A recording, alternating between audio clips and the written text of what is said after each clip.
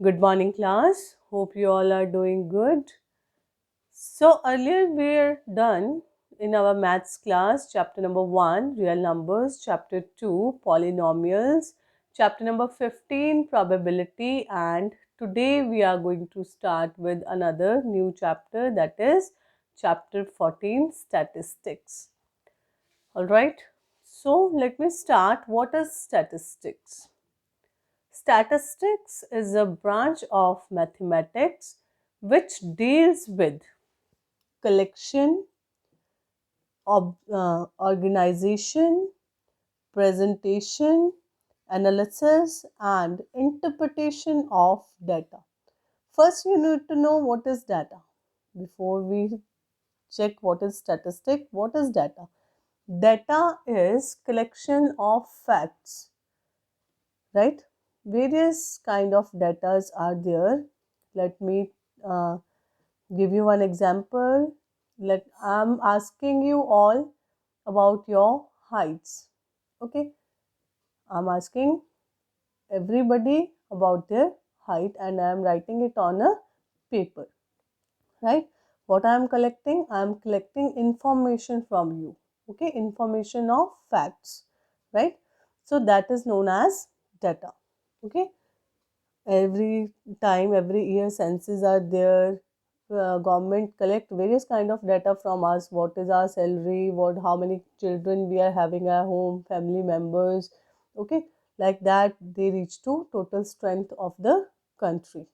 Clear? So this is all about data. What we do in statistics, we collect the data, we organize the data. Okay, if I am writing sequentially your weights or your heights, right? I'm writing the tiny one in the top, decreasing or increasing order. I'm writing your heights. Then what it is known as? It is known as organization of data. Then I used to present it either in a table or graphically. You can say by bar graph, histograms, like that is known as presentation. Analysis means we used to observe it, or interpretation, if we are calculating something like mean, median, mode out of it, then it is known as interpretation of data. Okay, so statistics deal with collection, organization, presentation, analysis, and interpretation of data. So interpretation of data we have to do in this chapter. Okay, one type of interpretation is measure of central tendencies. Okay, this is one of the topic we are going to study under the interpretation of data. Okay, measure of central tendencies. I'm going to tell you. Let me first start. There are three ways of interpreting the data, like mean, median, and mode. Clear? Today we will talk about mean. Okay, and I will tell you why this is known as central tendency. Okay, what is mean? In last class also you are done. What we are done with? In ninth standard we are done with mean of ungrouped data. Various kind of data I am telling you. Okay, so first of all we are taking mean of ungrouped data. Keep in your mind, ungrouped data is there. What type of ungrouped data? Marks obtained by 6 students of a class are given, like 6 students, 10, 15, 18, 20, 21, 24. Okay, let it be there was one test of 25 marks and 6 students are getting how many marks? First is getting 10, 15, 18, 20, 21 and 24. We want mean of this marks. This data is ungrouped first of all. Okay, you can say raw data, right? Now mean, what is mean? Adding these observation, okay, you must have done one formula, sum of observations upon total number of observations. Let's do the sum of observation. Add these observations, okay, add these marks or divide it by 6. What you are getting? 18. Okay, mean value is 18. Now why it is known as central tendency? Just observe that all the students are getting around 18 marks. Central tendency means the trend of 18 marks is there in the class. You got it? What we mean to say, almost all students are near about 18 marks. Okay, that's what this is called as a central tendency of interpretation of data. Clear? You may से कि class का जो trend चल रहा है, ठीक है, कितने मार्क्स का ट्रेंड चल रहा है, 18, around 18 means all the students are almost average. Clear?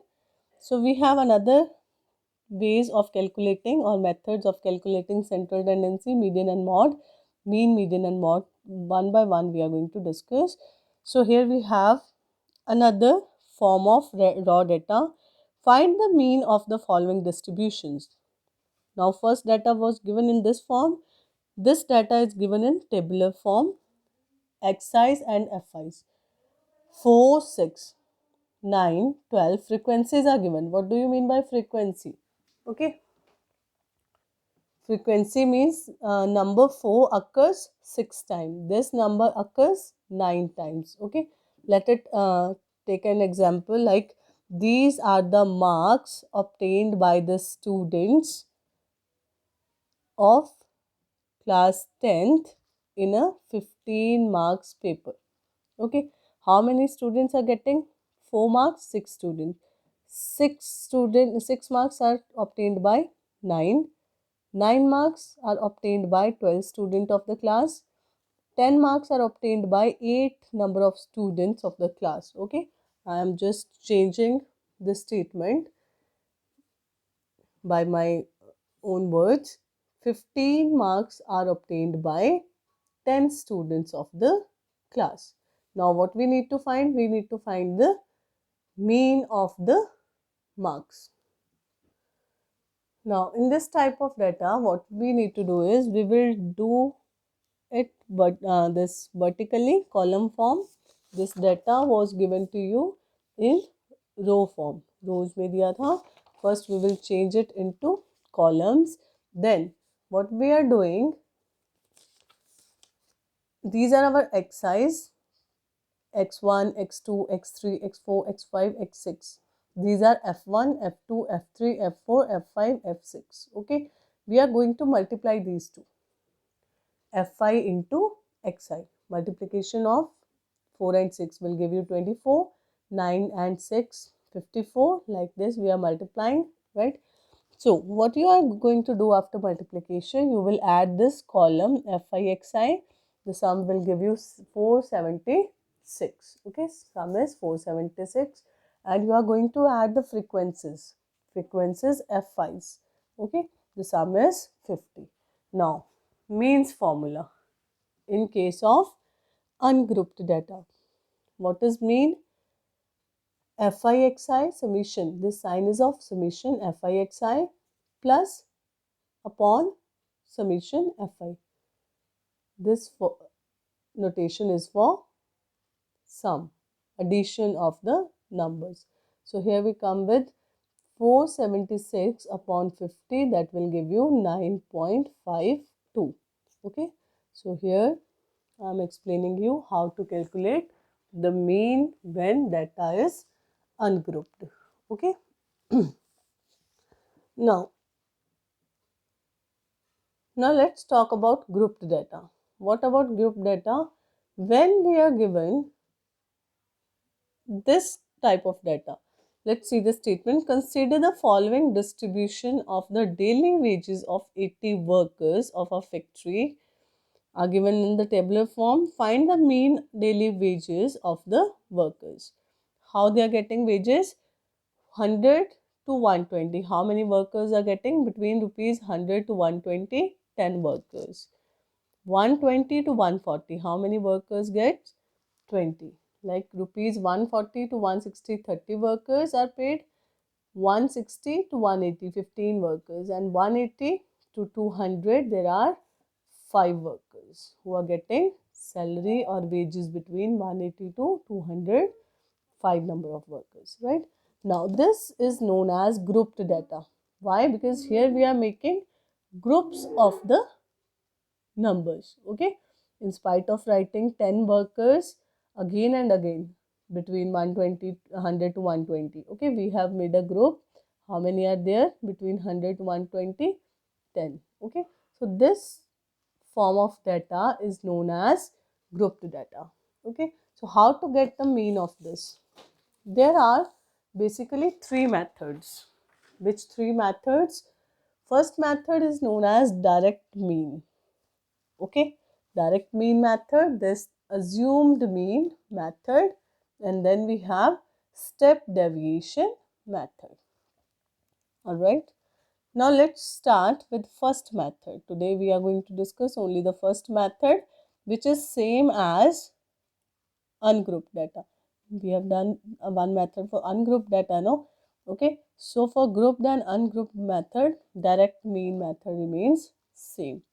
Now, first we are writing them in columns, wages we are writing in columns, and frequency we are writing in columns, okay? See, here first we have to find out the excise mid value of this interval.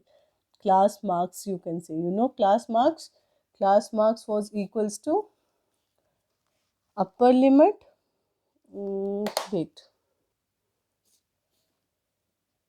class marks was equals to upper limit plus lower limit, or lower limit plus upper limit upon 2.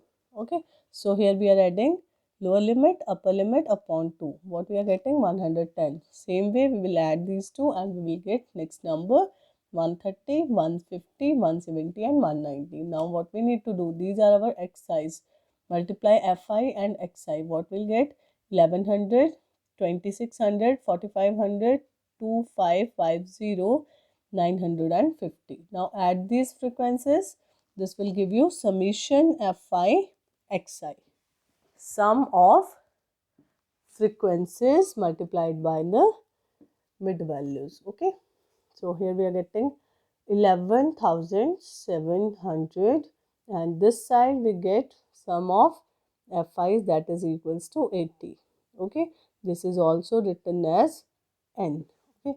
Now mean by using direct method, X bar represent the mean will be equals to summation Fi Xi upon summation Fi. That will give you 146.25. It means the number of